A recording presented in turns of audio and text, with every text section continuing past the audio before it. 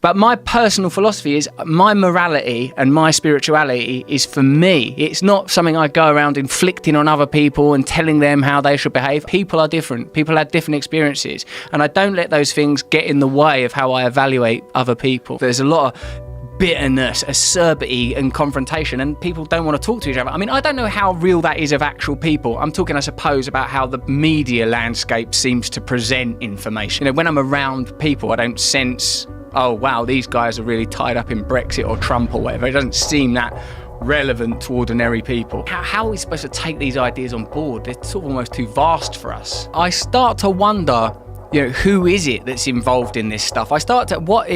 Where I'm at now is, are we even capable of belonging to groups, units, tribes of 300 million people or 60 million people with so many diverse ideas? Is this a time to look at federalism differently, to start breaking down, I exist within this tribe of people. I don't know how municipal action gets done. I don't know how you run an army and build roads if people are starting to operate in smaller units, but I am thinking that we need to have a real sense of community and connection, and we've got to let go of looking for ways to object to and judge other people as some sort of primary way of forming our own identity. If I'm being asked to live according to rules that don't affect me, that affect me financially and don't speak to who I am as an individual, then I'm like, well, what is this? And I spoke to this fella called Ken Ross, who worked for the British diplomatic service at the time of 9/11 and was privy to confidential information about how that was handled on a military and geopolitical level.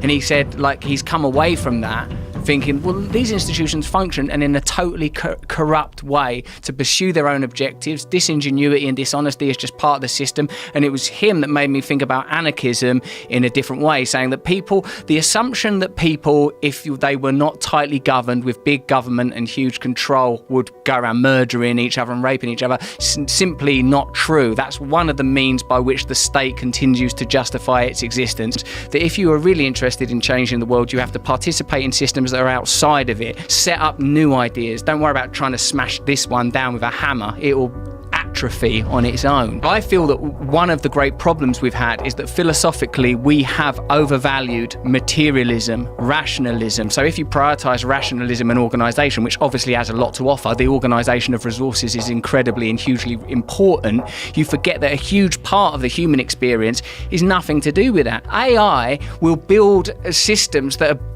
are predicated on rationalism, organisation, and on that basis I can see why they would at some point go all Skynet and annihilate us. But that is, I believe the problem with our society is that the materialistic aspect of our nature is not the priority. It's just one thing we should be doing. Of course we need good roads, of course we need hospitals, schools, food, etc. But we need to find a way of honouring the sacred. I feel that part of what we're doing and part of why we're experiencing such superficial polarity in politics and culture is because we're not acknowledging that underneath this surface activity of left, right, and from Sam Harris, them little experiments, you stick garbage in front of someone, they become Republican pretty quickly, or you scare people, they become less democratic. I think all that stuff is pretty superficial, and at depth, in that realm of the jesters and the membrane of psychedelia, we have access to oneness, and that should be what's influencing the way we set up our tribes, our systems, and our relationships. None of us have to sit on social media going, fuck you. I respect that some people don't have any other outlets. They don't have the privileges I have of being able to go to support groups where people openly talk about, this is the ways that I felt inferior today. This is the ways that I'm trying to become a better man and a better father and a better co-worker. A lot of people aren't afforded those environments, and probably the best shot they got is having a go at someone online, and those people, in a way deserve love and sympathy. But until we, on some level, recognise that we can alter our own behaviours, we can alter our own consciousness, I don't see how there's going to be, at least then we can create a terrain upon which a better systems can start to flourish. Who are you before you are Russell? Who are you before you identify yourself as a man in England? Who are you? Who is the person? Who is the consciousness? Who is the awareness? Now, when I listen to, say, Terence McKenna talking about his experiences in psychedelia at such length and with such lucidity and with so many philosophical connotations, and the way that he uses the information he's getting from hallucinations hallucinogenic experiences to speculate on how we should organise society, what the implications are for freedom. His refusal to accept that there are certain kind of experiences that should be prohibited, that it's ridiculous that adults should be prevented from having that.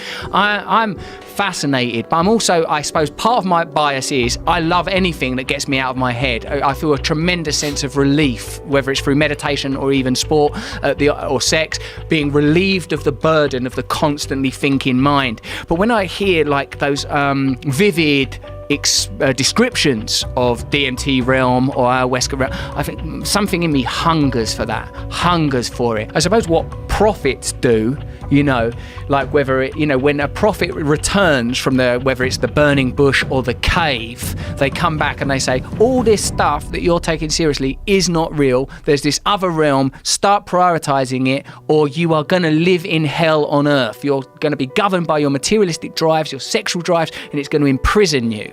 And it turns out that they're right. But really what interests me is can I dedicate my life to humorously communicating spiritual information and indeed starting to live it? So and I suppose what that would mean is, I'm getting better.